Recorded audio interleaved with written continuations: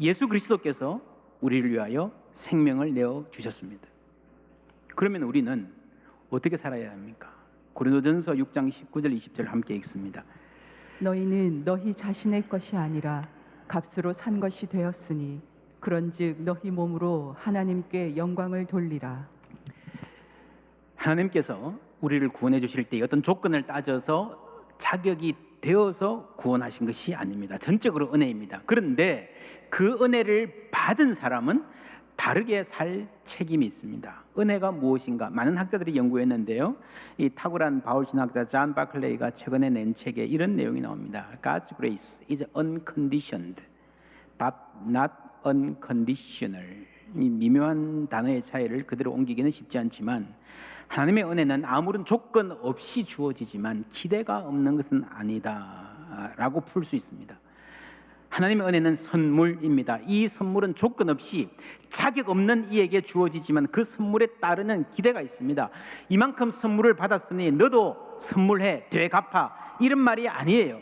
우리는 갚을 수 없는 은혜를 받았습니다. 결코 받은 그대로 갚을 수 없습니다. 그러나 뭔가를 해야 됩니다. 은혜를 받았으면 다르게 살아야 됩니다. 최소한 나에게 감사하는 마음은 있어야 됩니다. 여러분, 정말 감사하는 마음이 있으면요, 주신 분을 귀하게 여길 겁니다. 뿐만 아니라 내가 받았기 때문에 나도 귀하구나, 나도 귀한 몸이구나, 귀한 생명이구나 하는 것을 알고 의미 있게 살아야 되는 거예요.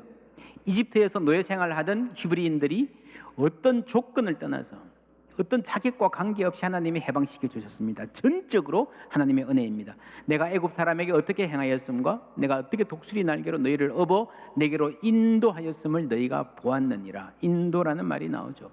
애굽 사람에게 행한 일, 홍해를 가르고 10가지 재앙을 내리고 그 엄청난 일을 누구를 위해서? 광야 길을 지나오는 동안에 독수리 날개로 만나와 메추라기로 먹이시고 반석에서 샘물 나게 하시고 누구를 위해서 했습니까? 이 걸음이 전부 내가 어떤 자격이 있어서가 아니라 은혜로 받은 것입니다. 만나 값을 낸 적도 없고요, 메추라기 고기 청구서 받은 적도 없습니다. 목이 타들어가는 사막에서 생수 한 병 얼마나 귀합니까? 물값 낸 적도 없습니다. 전부 다 은혜로 받았습니다. 그러나 하나님의 기대가 없는 것은 아닙니다. 너희가 내 말을 잘 듣고 내 언약을 지키면이라고 하는 컨디셔널 조건이 있습니다. 이 조건은 미래를 향해 있습니다. 내가 과거에 너희들에게 이런 것들을 주었으니까 이제 갚아, 그게 아니고요, 이걸 잘 감당하면 영광스러운 미래가 너희들을 기다리고 있을 것이다 라는 말입니다. 하나님의 은혜는 기대를 생성합니다. 그리고 그 하나님의 기대가 우리의 눈에 들어올 때에, 내 시야 안에 들어오고 내 마음에 들어올 때 그것을 우리는 비전이라고 하는 겁니다. 하나님의 기대를 보는 것이 비전입니다. 그 백성의 영광스러운 미래를 만들어 가시는 방법이 나오는데 그 핵심이 오늘 읽은 십계명입니다. 여러분, 십계명의 하나님은 우리에게 무엇을 요구하기 전에 은혜를 베푸시는 분입니다. 십계명의 처음은 1계명이 아닙니다. 20장 1절에 하나님이 이 모든 말씀으로 말씀하여 이르시되 하고, 첫 계명은요 3절에 나와요. 너는 나 외에는 다른 신들을 내게 두지 말라, 우상을 두지 말라는 말이죠. 근데 그 앞에 2절이 있잖아요. 2절 함께 읽습니다. 나는 너를 애굽 땅 종되었던 집에서 인도하여 낸 내 하나님 여호와니라. 아멘. 먼저 은혜를 베푸신 거예요. 너희들이 이걸 잘 지키면 내가 구원해 줄 게 아니라 먼저 구원하시고 먼저 은혜를 베푸신 겁니다. 그 다음에 계명이 있는 겁니다. 선행 은총이라고 하죠. 나는 너희를 인도하여 낸, 부르셨다는 거죠. 불러서 지금도 인도하고 이끌어가고 계십니다. 이것을 소명, 우리의 삶은 하나님이 부르신 삶이다. 그래서 이 소명을 따라 살 때에 진정한 행복이 있다. 지금 온가족 성경학교 주제입니다. 세네카가 그런 말을 했어요. 어느 항구를 향해야 할지 모른다면 어떤 바람도 도움이 되지 않는다. No wind is favorable. 순풍은 없다는 거예요. 여러분, 인생에 순풍이 불기를 바라시잖아요. 그런데 인생에 순풍이 분다는 거는요, 순풍을 안다는 거는요, 어디로 가야 되는지 목적지가 있어야 뭐가 순풍이고 뭐가 역풍인지를 아는 겁니다. 여러분, 그래서 내가 어디로 가야 되는가, 인생의 목적이 무엇인가, 교회가 그것을 가르쳐야 됩니다. 왜 일하고 왜 공부하는가. 이정모 관장이 내비게이션이라는 말을 했는데요. 적어도 내가 이런 직업을 갖고 싶다 해서 준비하는, 공부하는 그것을 넘어서는 어떤 목표를 말하는 것 같아요. 그게 중요합니다. 이게 어렴풋할 수는 있지만 있어야 됩니다. 근데 직업적 성취 이상의 목적, 우리가 어떻게 공부 잘하지? 공부하는 법을 익히는 것도 좋아요. 그러나 더 중요한 것은요, 왜 공부해야 하는가입니다. 목표가 분명하면 방법은 찾게 돼 있습니다. 그게 사람입니다. 유명한 이야기가 있죠. 세 사람의 석공이 돌을 다듬고 있습니다. 뭐 하십니까? 물었습니다. 한 사람이 돌을 다듬고 있습니다. 다음 사람은 처자식 먹여 살리려고 땀 흘려 일합니다. 세 번째는 다르게 대답합니다. 하나님의 영광을 위하여 성전을 짓고 있습니다. 꼭 성전이 아니어도 좋습니다. 아이들이 공부할 학교를 만들고 있습니다. 가족들을 위해 집을 짓고 있습니다. 사람들이 치료받을 병원을 짓고 있습니다. 마찬가지로 중요합니다. 병원에서 환자를 돌보든 밥을 하든 청소를 하든 다 의미 있고 소중한 일입니다. 차이는 그 의미를 알고 하는 사람과 모르고 하는 사람의 차이입니다. 하버드 대학교의 심리학 교수 앨런 랭어라는 분이 있습니다. 아주 유명한, 한국에도 몇 개 책이 번역된 분입니다. 2008년에 이런 연구를 했어요. 한 호텔에 가서 청소하고 방 정리하는 분들, 메이드라 그러죠. 호텔 메이드를 모아놓고 두 그룹으로 나누었습니다. 한 그룹에게는 가서 한 20-30분 강의를 했어요. 무슨 강의를 하는가 하면, 여러분들이 하시는 이 일이 여러분의 건강에 도움이 많이 됩니다. 침대 시트를 가는 것은 15분에 40칼로리를 소모하고, 청소기, 이 베이큐음을 미는 것은 15분에 50칼로리를 소모합니다. 열심히 하십시오. 알려줬습니다. 그리고 다른 그룹에는 이게 건강에 도움이 되니까 열심히 하십시오라고 말만 던져놓고 다른 설명은 안 했습니다. 그리고 4주 후에 이 두 그룹을 찾아가서 몸에 어떤 변화가 있는지를 조사를 해봤습니다. 놀랍게도 첫 번째 그룹, 청소일이 어떻게 내 몸의 건강에 도움이 되는가를 알려준 사람들은요, 건강 상태가 눈에 띄게 개선이 되었답니다. 그냥 간단하게 교육 몇십 분 받았을 뿐인데, 설명을 듣지 못한 사람들에 비해서 체중, 혈압, 허리와 엉덩이 둘레의 비율, 체질량 지수 등이 감소했다는 겁니다. 놀랍지 않습니까? 이 아주 탁월한 연구로 인정받아 학술지에도 실리고요, 대대적으로 보도가 되었습니다. 이런 보도들 찾아보시면 보실 수 있습니다. 여러분, 내가 하는 일이 의미 없는 일이라 생각하면 별 도움이 안 됩니다. 집에 살림 사는 분들도 마찬가지죠. 그런데 의미를 알고 기쁜 마음으로 하면요, 마음도 몸도 반응한다는 겁니다. 여러분, 아이들 공부하는 것도 그렇습니다. 공부 이야기는 사실 어른으로서 하기가 참 힘든데요, 사실은 여러분, 아이들 공부도 힘든데 호텔 메이드 일도 쉽지 않습니다. 사회에 나가서 어른들이 해야 되는 일은요, 아이들 공부하는 것보다 훨씬 더 힘든 일들도 많습니다. 우리가 세상 사는데, 살아가야 되는데, 살아갈 준비를 지금 해야 되고 시켜야 되는데, 거기서 가장 중요한 것은요, 목적과 의미를 알고 하는 겁니다. 지금은 공부를 어떻게 하는가 하는 것은 굉장히 많이 발달되어 있는데, 왜 공부하는가라고 하는 그 목적에 대한 질문은요, 점점 옅어져 가고 있습니다. 이게 교육의 가장 큰 문제입니다. 교회가 이걸 해야 됩니다. 급변하는 세상일수록 변치 않는 인생의 목적을 가지는 것이 더욱 소중합니다. 십계명은 단순한 법 모음, 실정법을 모은 것이 아닙니다. 이 십계명은 우리가 어떤 사람인지를 알려주고 인생의 목적을 알려줍니다. 어떻게 하면 잘 사는가를 알려줍니다. 1계명은 다른 신, 우상을 두지 말라는 말이죠. 맨 마지막 10계명은요, 탐내지 말라입니다. 예배에서 시작해서 하나님만 예배하라는 계명에서 시작해서요, 탐내지 말라고 끝납니다. 여러분, 이 탐내지 말라는 계명은 아주 독특한 계명입니다. 왜냐하면 살인하지 말라, 간음하지 말라, 도둑질하지 말라 하는 식의 법은요, 다른 나라 법에도 다 나옵니다. 당시에 고대 세계의 함무라비를 비롯한 굉장히 많은 법전들이 있는데요, 다 비슷비슷해요. 어느 나라가 살인하지 말라 이런 계명이 없겠어요, 그죠? 근데 어디를 찾아봐도 탐내지 말라는 말은 없어요. 지금 우리나라 법도 그렇잖아요. 여러분, 법은요, 인간의 행동을 규정하는 거예요. 세상에 어떤 법이 생각에 대해서 말합니까? 그렇죠. 내가 밤에 누워서 자면서 침대에서 이런 생각을 했다고 그래서 누가 잡아가고 그러지 않잖아요. 자기 자유잖아요.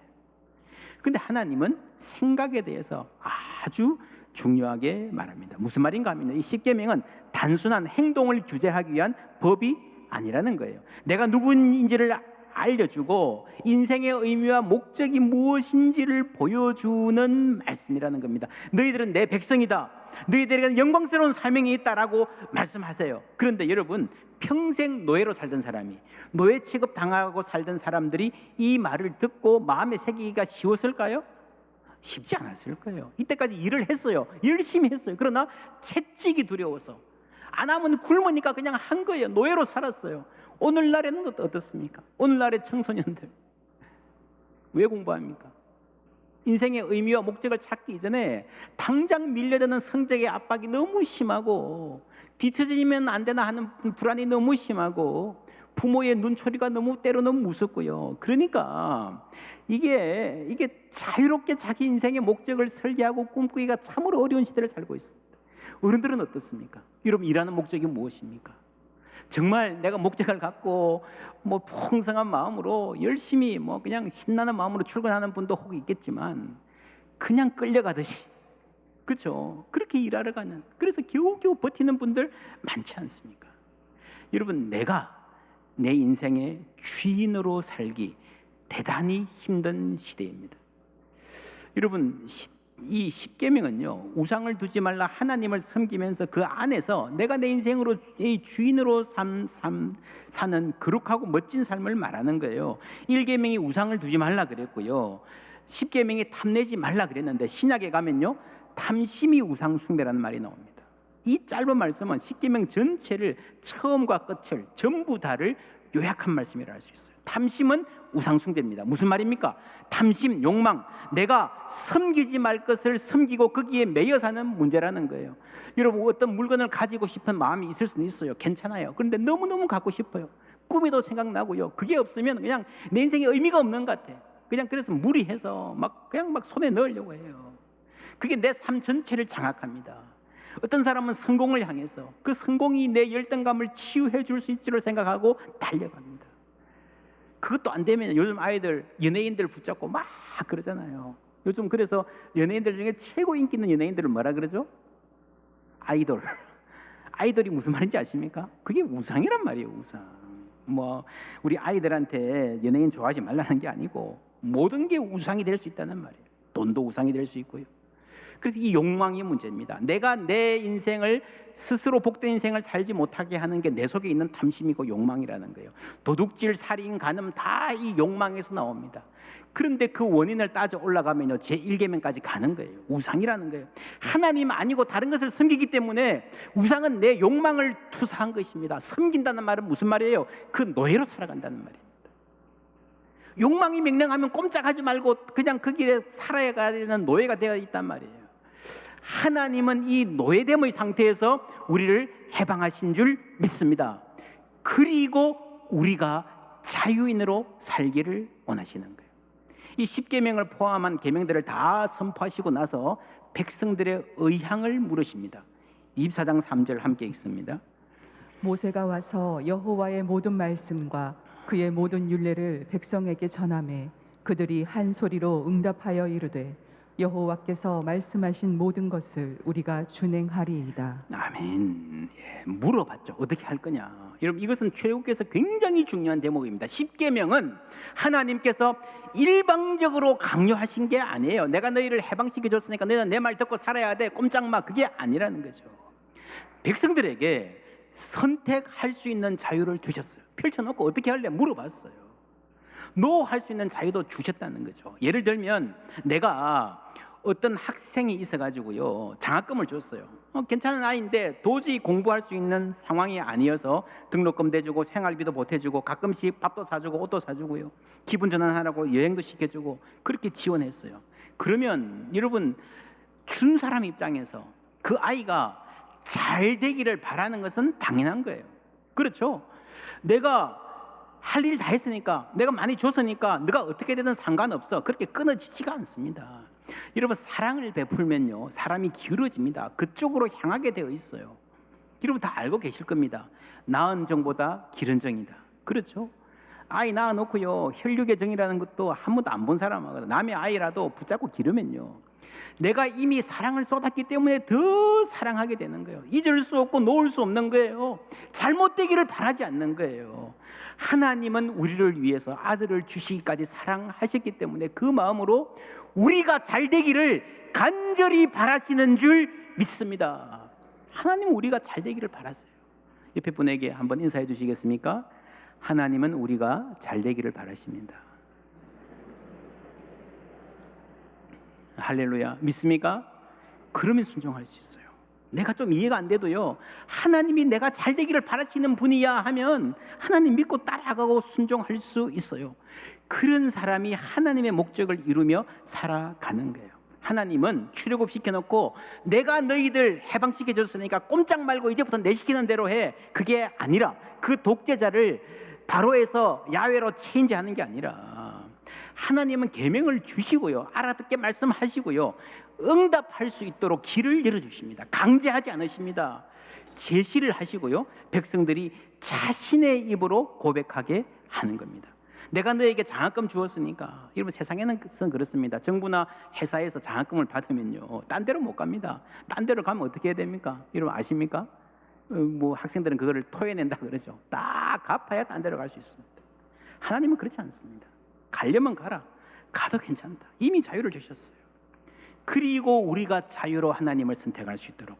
왜냐하면 그래야 우리가 욕망의 노예로 살아가지 않는 참 자유인이 될 수 있는 겁니다.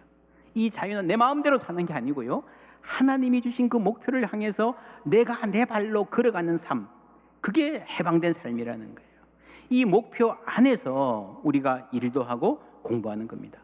학생이라면 반드시 예수 믿는다고 해서 공부를 잘 할 필요는 없어요. 내가 공부를 잘해서 성적을 잘 받아서 그래야 하나님 영광 받으신다, 그렇지 않습니다.